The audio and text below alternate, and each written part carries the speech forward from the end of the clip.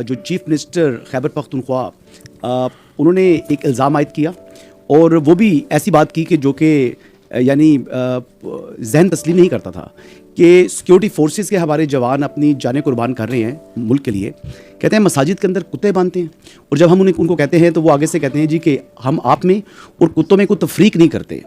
और इसके ऊपर ना उन्होंने माजरत की और ना आपकी जानिब से कोई इस मुतल्लिक जो है कोई रद्द-ए-अमल आया कि इतना यानी गलीज़ किस्म का इल्ज़ाम लगाना विदाउट एनी एविडेंस कि वो कौन सी मसाजिद हैं, वो कौन सा इलाका है, कब का ये वाक़या है, कितने वाक़यात हैं। उन्होंने मसाजिद का जिक्र किया और उन्होंने कहा कि कुत्ते बांधते हैं।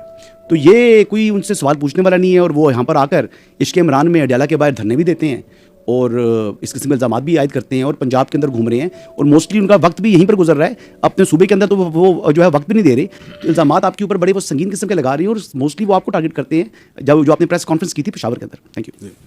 आपसे यही तो अर्ज़ कर रहा हूँ कि ये जो पूरा बयानिया मैंने कहा, they have a comical obsession with army.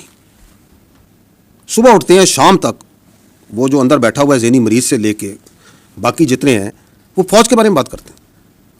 They will not talk about the real issues because that is their whole politics. और उनको इस चीज़ में कोई परेशानी नहीं है कि सच बोल रहे हैं झूठ बोल रहे हैं। That's not important to them. आपके सामने मैंने कितनी मिसालें दे दी। उन्होंने उनके कागजों में तो वाइस चीफ आर्मी स्टाफ लग चुका था, अभी पूछे ना क्यों नहीं लगा। उनके ख्याल में तो NSA भी लग चुका था, उनके ख्याल में तो CDF की अपॉइंटमेंट लेटर भी नहीं होना था। वो तो बड़े वसूख से बताते थे ना। तो उनको तो एक मेंटल एक वो कहते हैं ना एक इकोसिस्टम में रखा जा रहा है जहाँ पे उनकी पूरी सियासत जो सी है वो फ़ौज के इर्द गिर्द घूमती है। फ़ौज के बारे में बात करो, फ़ौज के बारे में इल्ज़ामात लगाओ, फ़ौज के ऊपर हर चीज़ डालो, बिकॉज अपनी गवर्नेंस की तरफ कोई बात ना करे। मैंने आपको कहा ना कि one of the reason is, but this is one of the reason, ताकि मैं अपनी लूटमार जारी रखूं, मैं अपनी करप्शन जारी रखूं, मैं अपने रिश्तेदारों को, अपने भाइयों को और इस पॉलिटिकल टेरर क्राइम नेक्सस को चलाता रहूं।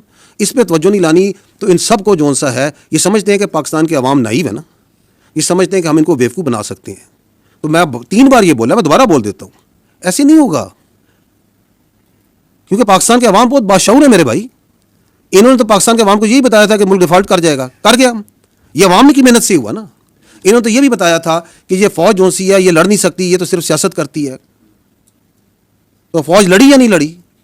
लड़ के दिखाया, पूरी दुनिया में उसकी आवाज़ गई या नहीं गई? तो बाकी ये जो कहते हैं इनके लिए मैं यही कहूँगा कि बार्किंग जो कुत्ता भौंक रहा होता है ना, उसके बारे में जो है ना ज़्यादा परेशान होने की ज़रूरत नहीं होती। ठीक है।